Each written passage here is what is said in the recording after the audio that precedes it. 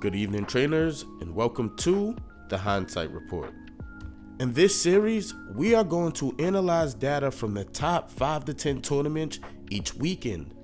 And there's 7 reasons why we'll be doing this weekly.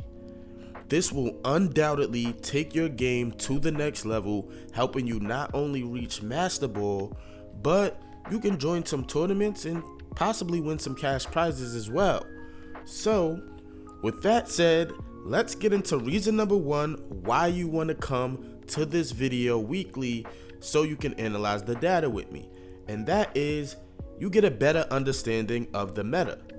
You can see which Pokemon strategies and team cores are actually winning, not just what's good on paper. This will help you spot top performing Pokemon and possibly spark some ideas for yourself. It'll help you identify dominant team archetypes, which we know right now we're going through the weather wars, but there's also trick room, balanced teams, there's tailwind teams, so this will help you spot the dominant team archetypes that's in the current meta. And you want to see the shifts in the meta week to week. Why do you want to do that? Because you want to avoid bringing outdated and ineffective teams to any tournaments or battles. So that's reason number 1 why you want to come check this out. Reason number 2, and we'll keep this short, is just overall better team building. Instead of guessing, you'll learn how to build with purpose. You'll learn which Pokemon synergize well together. You'll discover dominant optimized movesets, items, and EV spreads. And you'll find cores that consistently perform. Basically building off proven success, and as I said before, it'll help spark ideas for future teams. The number 3 reason is it's gonna improve your matchup knowledge. Data shows what you're most likely to face, know your common threats. You'll be able to prepare answers, counters, speed controls, tech moves, etc. Avoid getting surprised in the tournament. You go in with a game plan instead of reacting blindly, which honestly I've been doing, for a pretty good amount of my time playing this game in the first few days. So this will help you overall increase your knowledge and become a better player. At number 4, it's going to help you spot trends in techs because high-level players innovate constantly.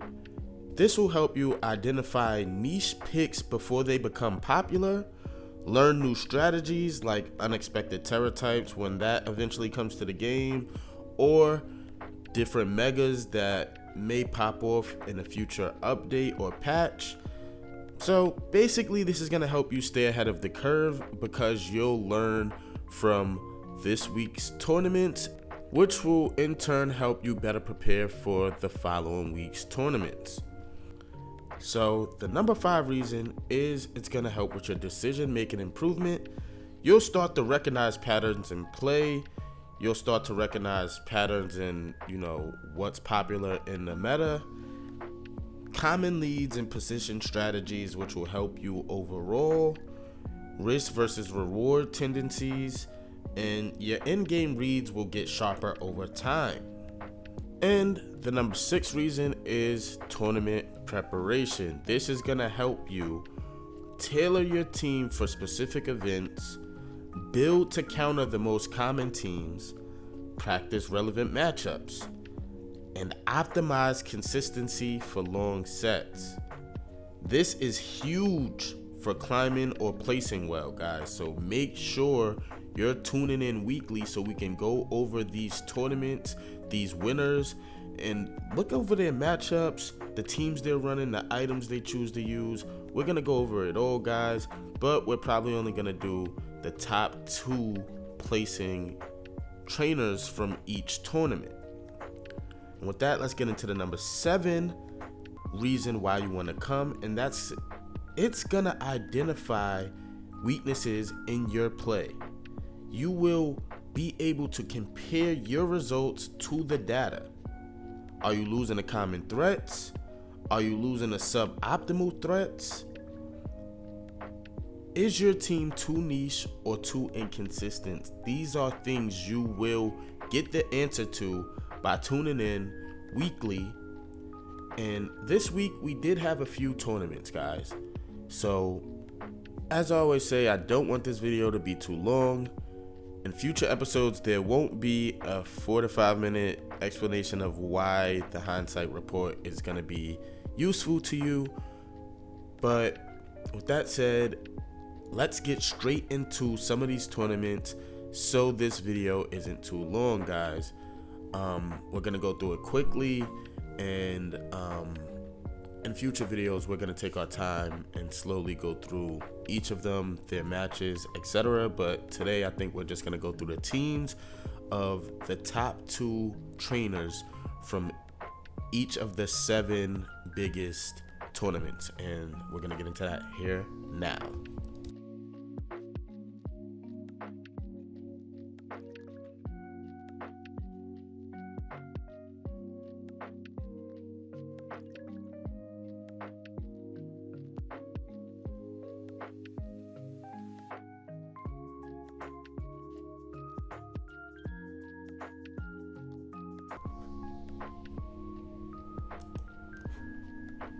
Okay, guys, so in the first tournament we're going to be going over, it is the Wide League Pokemon Champions SNR 84 with a $200 cash prize.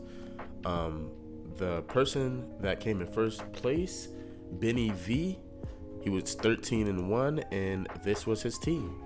He used Basculegion with a Choice Scarf, Adaptability as the ability, Mega Frostlass with the Frostlass Ite, Sneasler, Focus Sash, and Poison Touch as the ability, King Gambit, Black Glasses Defiant, Heat Rotom, Leftovers, Levitate, Clefable, Citrus Berry, and Unaware.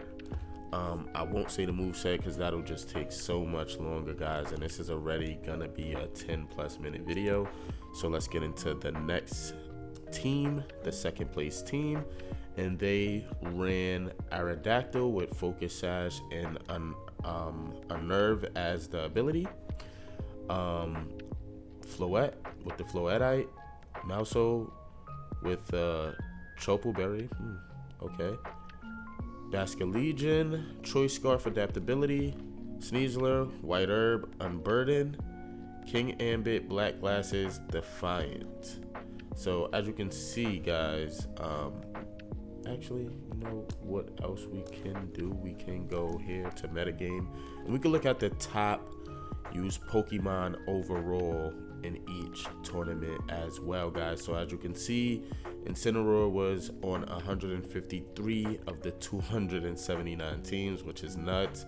Sneasler right behind them at 124. Garchomp right behind that at 120. So as you can see, the top Pokemon have kind of been defined. Honestly, people, it's changing as we go, because a few days ago, Aerodactyl was not the top 10 used Pokemon, and now he is. So it's changing daily, guys, and this is one of the reasons why I said you definitely should check this channel out. But let's get into the number 2 tournament here and their team. So the winner went 8-2, and this is the team they used. They used Mega Vitribell, which is different, with Chlorophyll, Corviknight with the Oka Berry, Mirror Armor, Hisuian Arcanine, Shuka Berry with Intimidate, Milotic, Leftovers, Competitive, Charizard Y with Solar Power, and Sneasler with White Herb, Unburden. Okay, cool. And let's look at the second place team. They use Mega Guardy with Trace as the ability, Incineroar, Tropical Berry, Intimidate, Talonflame, Shark Beak, and Gale Wings, different. Sneasler, White Herb, Unburden, Basculegion, Choice Scarf, Adaptability, Mousehold, Citrus Berry, and Friend Guard as the ability. It's crazy. They went 7-3 with this team. It's crazy. It's pretty nuts. And they came in second. I'm guessing they beat this person, and that's why they came in second, even though this person is 7-2. But let's look at the metagame and look at the top used Pokemon here. So in this tournament, not as many people, but 35 of them used Incineroar, 21 Garchomp, 19 Sneasler, 19 Sinistra, Whimsicott, Kingambit, Floette. So yeah, these are the top used Pokemon, guys. Pretty cool to see. Let's go to the next tournament. I'm not sure how many people were in this one, but looks like a lot more because they had 13. The winner had 13 matches. So the person who came in first place, 11-2. This was his squad that he ran. He ran Incineroar with Chople Berry, Intimidate, Politoed, Citrus Berry, Drizzle, Gengar, Mega Gengar, Curse Body, Whimsicott with Focus Sash, Prankster, Floetteite, and Kamoo with Dragon Fang and Overcoat as the ability. But as you can see, they're running a Perish Song moveset here with both Politoed and Gengar, and that won them this tournament, even though they went 11-2. And if you look at the second place, the person who came in second place, they actually went 12-1, but I'm guessing they beat them at some point. Maybe they beat them twice, and that's why they were able to take first place. But let's look at the second place team, and it's of course a sand team. So they ran Mega T-Tar with Aerodactyl, Focus Sash, Wash Rotom with a Choice Scarf. Levitate is the ability, you can't change that. Sinistra, Leftovers, Hospitality, Garchomp, Bright Powder, Sandville, and Sneasler, White Herb, Unburdened. So this was the second place team, guys. They went 12-1. That one loss was likely to the person who won the tournament. And honestly, guys, they could have easily won the tournament. They might have made a misplay.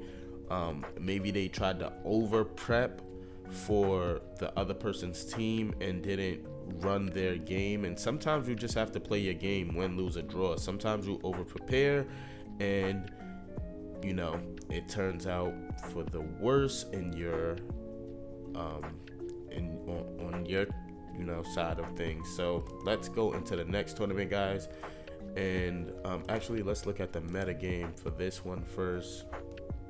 And so it was a lot of people in this one. So as you can see, Incineroar, 104 people random, 90 for Sneasler, 76 for Garchomp. So as you can see, guys, this is pretty much the top used Pokemon. Oh, Farigiraf is actually in the top, it looks like 10 here, but he wasn't in the last few tournaments. But let's go into the next one. And as you can see, this one had a pretty good amount of people as well. The winner went 10-1. The second place person went 8-3, and this team looks pretty different. They're running Mega Floette, Mega Delphox, Incineroar with Citrus Berry, Intimidate, Garchomp with White Herb and Rough Skin. I guess that's to stop themselves from getting intimidated by other Incineroars or Intimidate users. Mousehold with the Chople Berry, Friend Guard, and Aerodactyl with Focus Sash and Unnerve. This is a pretty interesting team, guys. I'm not gonna lie to you. I really am not gonna lie to you. This is an interesting team. Clearly they came in first place, so it wins. But you're running White Herb Garchomp. It's interesting. Let's look at the second place I guess winner, because they came in second. But as you can see, Garchomp They're running leftovers Sandville, completely different than the first person. T-Tar, with Sandstream, they're running Mega T-Tar. Aerodactyl with Focus Sash on Nerve. Sneasler, White Herb, Unburden. Orthworm, Citrus Berry, Earth Eater. Nice, pretty cool. Wash, Rotom, Choice Scarf, and of course Levitate. Let's look at the meta game over here, and we will see that Sneasler was the number 1 used Pokemon in this tournament, which is different. That's different. Incineroar, Sinistra, same top 10 as usual, but it's interesting to see that Sneasler was more used than Incineroar and Garchomp. Garchomp is like a lot lower. But let's go into the next tournament, guys, and I think this will be the last one we go over because I don't want this to be too long. But this is things that we'll go over. Like I said, next time we'll be able to go into something. We'll be able to go into their matches, and we'll look at their matches, and we'll see, exactly how they did, who they struggled against, what matchups they struggled against. We can go into that person's team and look at that as well. So, yeah, guys, this is gonna be something we'll do in every future video. We will do that, but in the first episode of HindSight, I wanted to explain to you why exactly I'm doing it, because it's gonna help not only myself, but some of you guys as well. And then once the game comes to mobile, a lot of people won't know what to do. There's gonna be way more brand new players, and I just want to help all of us become better, and shake up the championship a little bit. There's a lot of repeat winners at regionals and worlds, and maybe some of us newbies can get in there and try to snatch one of these titles. But let's look at the first place winner in this tournament. His team, he ran Excadrill, Mega T-Tar, Sinistra, Floette, Incineroar, Wash Rotom. Not that unique of a team, no offense, but it's nothing special. It's a really good team, strong, hyper offensive, but nothing special.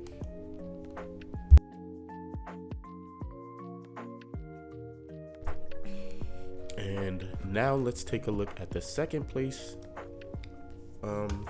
trainers team, and we will look at Primarina, which is a first, with Liquid Voice as its ability. Leftovers, Sinistra, Citrus Berry, Hospitality, and Dragonite. This is the first time we've seen Dragonite place this high, with Lumberry and a Focus, and they didn't run Mega Dragonite. Then Sneasler and King Ambit, of course. So guys, let's look at the metagame here. Same metagame as usual. But like I said, guys, we will in future videos go over a lot more. We'll go a lot more in depth with everything here, and we're gonna use this information to help all of us get better. I'll even spectate some of these tournaments, record battles myself while spectating, and then I will have those battles playing while I also review the data. So this was fun. I hope you guys enjoyed this video. I hope it's not too long for you. I'm excited that the game is finally here.